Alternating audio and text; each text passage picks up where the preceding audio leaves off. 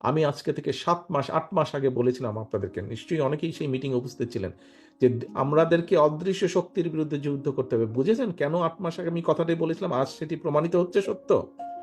কাজে সেই অদৃশ্য অনেক শক্তি কিন্তু, অদৃশ্য অনেক শত্রু বা প্রতিপক্ষ কিন্তু আজ আস্তে আস্তে দৃশ্যমান হচ্ছে। আমরা যদি আমাদেরকে ঐক্যবদ্ধ না করি, আমাদের ভিতরে কেউ যদি কিছু কিছু কাজ করে থাকে যেগুলো জনসমর্থনযোগ্য নয়, তাহলে তাদের বিরুদ্ধে ব্যবস্থা নিতে হবে, তাদেরকে সরিয়ে দিতে হবে, তাদের সাথে সম্পর্ক রাখা যাবে না। আমরা যদি এই কাজগুলো না করি, আমরা যদি নিজেরা ঐক্যবদ্ধ না হই, তাহলে আমাদের 31 দফা বাস্তবায়ন করতে হয়তো পারবো না। যদি 31 দফা বাস্তবায়ন না করি, তাহলে আপনার যে গত 15 বছর ধরেন, 15 বছরকেই যদি আমরা ধরি, 15 বছরের যে আপনার ত্যাগ, 15 বছর যে আপনার উপরে অত্যাচার, নির্যাতন, যে কষ্ট, সকল কিছু বৃথা হয়ে যাবে।